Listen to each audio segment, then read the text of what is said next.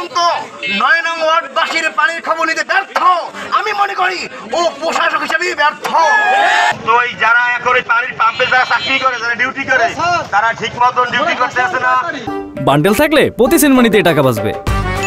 বিকাশ send money bundle কিনে জিতুন প্রতি লেনদেনে।